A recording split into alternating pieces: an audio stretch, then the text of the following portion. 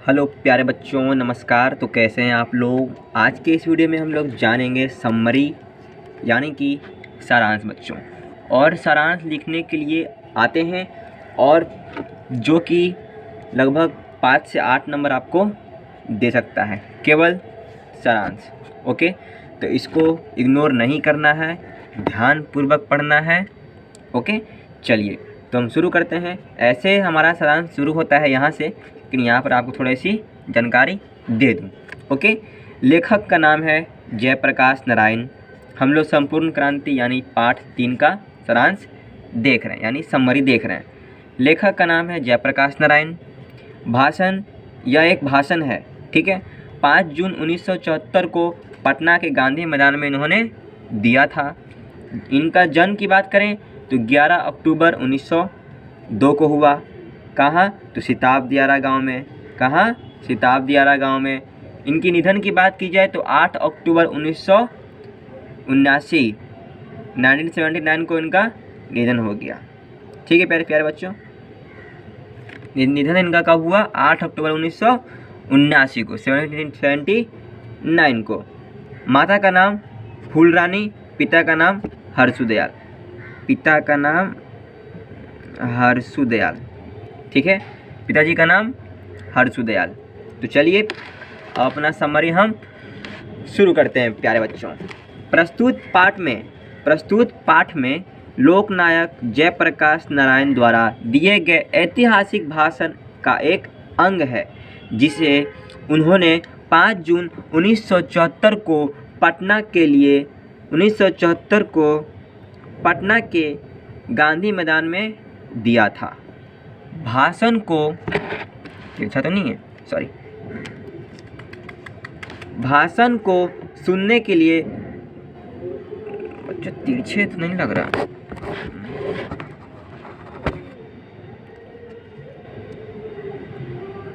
ठीक है, भाषण को सुनने के लिए लाखों की संख्या में लोग पूरे देश से आए थे, जिसमें युवाओं का बोलबाला था, जिसमें युवाओं ज़्यादा थे।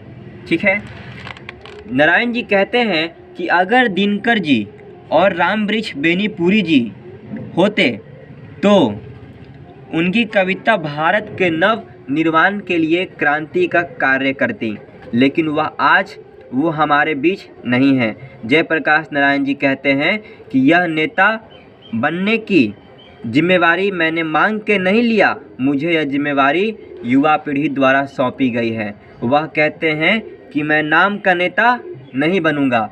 वह क्या कहते हैं कि मैं नाम का नेता नहीं बनूंगा, मैं सबकी बात सुनूंगा, लेकिन अंतिम फैसला मेरा होगा।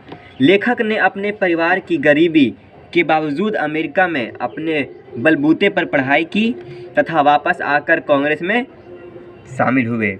ठीक है, जयप्रकाश बाबू से मिलने बहुत सारे नेता आए और सब ने उन्हें एक तरफ लोकतंत्र की शिक्षा दी तो दूसरी तरफ लोगों को जुलूस के लिए रोका गया। लेखक कहते हैं कि ऐसे लोगों को शर्म नहीं आती जो एक तरफ लोकतंत्र की बात करते हैं तो दूसरी तरफ अपने पैरों से कुचलते हैं। ठीक है, आगे देखते हैं। लेखक के कुछ मित्र उनका और इंदिरा जी का मेल मिलाप करवाना चाहते थे। लेखक कहते हैं कि मेरा इंदिरा जी से व्यक्तिगत झगड़ा नहीं, बल्कि उनकी गलत नीतियों से मेरा झगड़ा है। लेखक ने कई बार बापू और नेहरू के भी आलोचना की। लेखक कहते हैं कि आज राजनीति में भ्रष्टाचार बढ़ा, उसका प्रमुख कारण चुनावों की चर्चा है। ठीक है प्यारे बच्चों, आज के लोकतंत्र में जनता को इतना ही अधिकार है कि वह चुनाव करे। लोकतंत्र में चुनाव के बाद अपनी ही प्रतिनिधियों पर जनता का कोई अंकुश नहीं होता है। लेखक के अनुसार अन्य देशों में प्रेस तथा पत्रिका प्रतिनिधियों पर अंकुश लगाती है, लेकिन हमारे देश में इसका बहुत अभाव है। अंततः हम कह सकते हैं कि जयप्रकाश नारायण जी का यह भाषण वाकई एक शानदार भाषण है। तो प्यारे बच्चों, ये हमारा समरी हुआ समाप्त। इसके नोट्स अगर आपको चाहिए तो आप टेलीग्राम पर जुड़ जाइए। ठीक है। चैनल के अबाउट सेक्शन में जाकर टेलीग्राम का लिंक दिया हुआ है, उस पर जाकर आप लोग टेलीग्राम पे जुड़ जाइए। उस पर सारे चैप्टर के नोट्स, समरी, ऑब्जेक्टिव,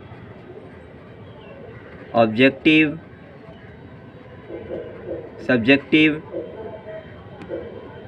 समरी और ऑब्जेक्टिव जो है वो PYQ से लिया गया है।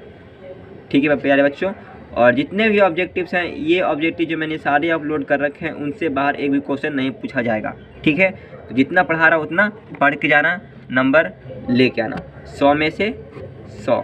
ओके प्यारे बच्चों, तो मिलते हैं नेक्स्ट वीडियो में। तब तक के लिए बाय बाय, पढ़ते रहिए। All the very best.